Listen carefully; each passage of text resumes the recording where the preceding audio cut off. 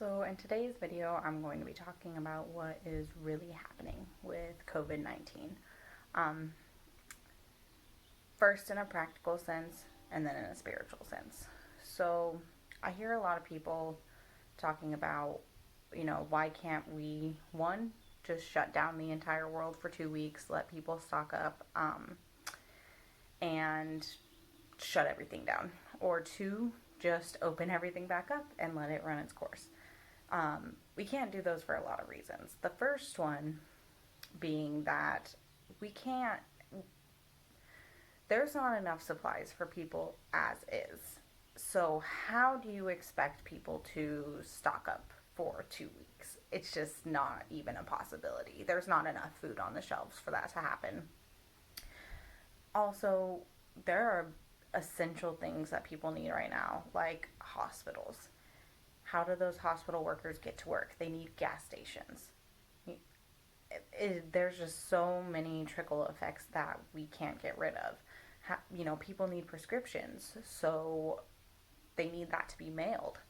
Um, we have our animals, and so we still have to take them to vets. And what are we going to say? Just like, good luck, let your animals die.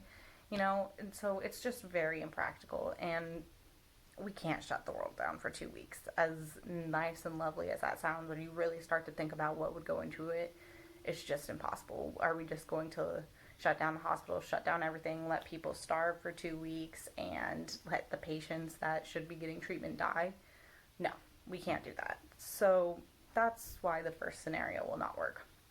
Second scenario, just letting it run its course, getting a herd immunity in one wave.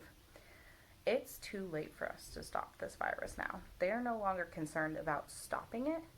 They are concerned about letting it spread slowly. Because if we let it spread slowly, the hospitals will have the necessities that they need to treat people coming in. This virus, and if you've lost a loved one to this, I'm so sorry. But for the most part, if you get this virus, you will not die. You will recover from it.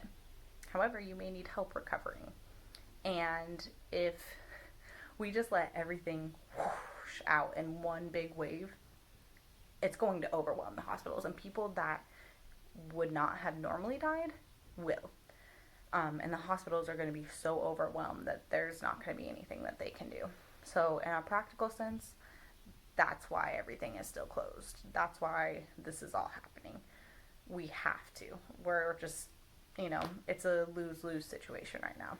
So that's kind of the practical aspect of it. Now onto the spiritual.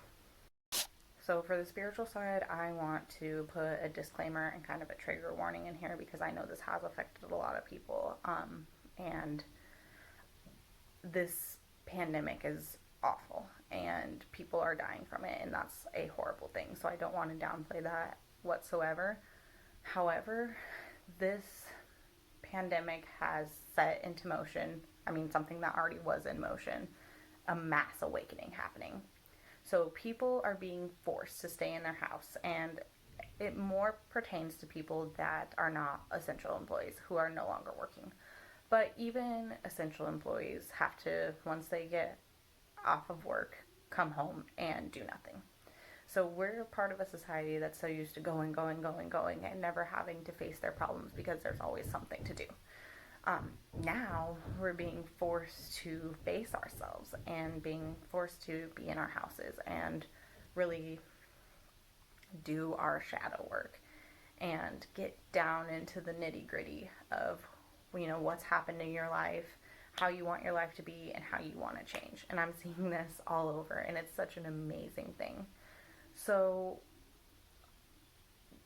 while this is happening, people are not only connecting with themselves, digging down deep, but they're able to be creative again and really connect with what makes them happy.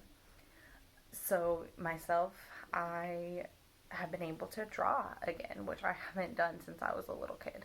And I've been able to plant a garden of things that, groceries are expensive, man. So if I'm able to grow some of my own groceries, why not? And I kind of think everybody's in that same boat where people are exploring like what they can do. I see people remodeling their houses and growing gardens and just doing all kinds of amazing things. So it's awesome to see people kind of digging down deep and seeing what makes them happy and what makes them feel fulfilled.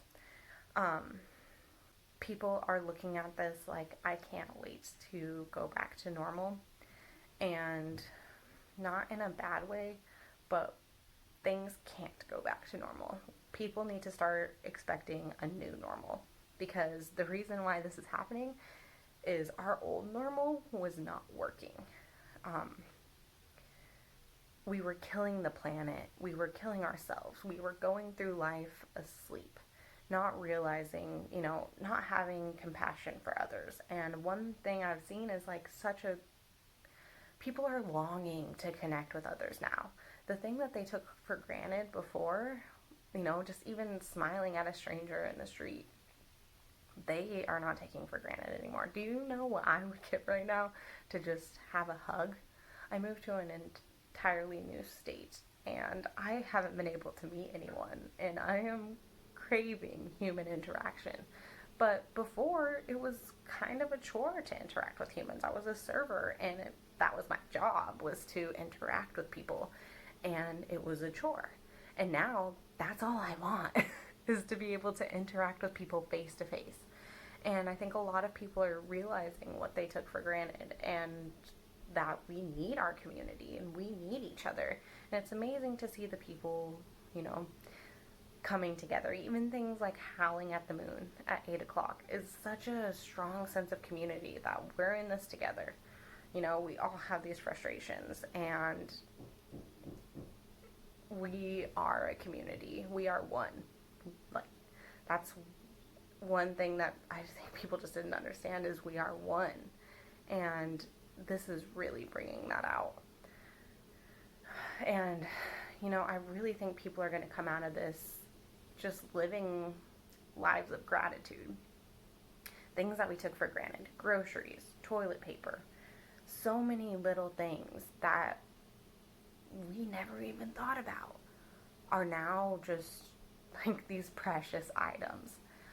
And living a life in gratitude changes so much, and it is going to revolutionize this world. The reason why it's taking so long, everything keeps getting extended, is because it takes a month to build a habit. Think about, in these 3 months that we have been isolated, what we can build. An entire new life, an entire new world. So if people can shift their mindsets, instead of I am trapped, to I get this opportunity to delve deep into myself and see what I've been running from, do the shadow work, and come out of this living the life that I want to live, connecting to myself, connecting to the earth, connecting to other people, bringing that all together. This world is going to be so much better at the end of this. But we have to do that shadow work. You cannot have the light without going through the dark. It's a yin and a yang to everything. And we have the opportunity to bring it all together. So I just wanted to get that out there, where I think we can do as a species, as a human race, and just connect to everything and realize that we can't do this alone. We need each other. We need this planet. We need the connection and the interaction. And once we realize that and start working together, we will get through this. No matter what, we will get through this. But we will get through this on the other side of it so much better than when we went into it. And like I said, I'm not downplaying the fact that this is a pandemic and that people are losing people. And that is a horrible, horrible thing. But you can't have light without the darkness. And there is darkness, but there is also light. We will get through this, everyone. So I'd love to hear your thoughts on everything in the comments below. Please tell me what you think is happening, practical or spiritually. I'm always open to suggestions, and I I'm just sharing my experience, so, and my kind of thoughts from the things that I've seen, the things that I've read, and yeah. So thank you all for watching, and like and subscribe.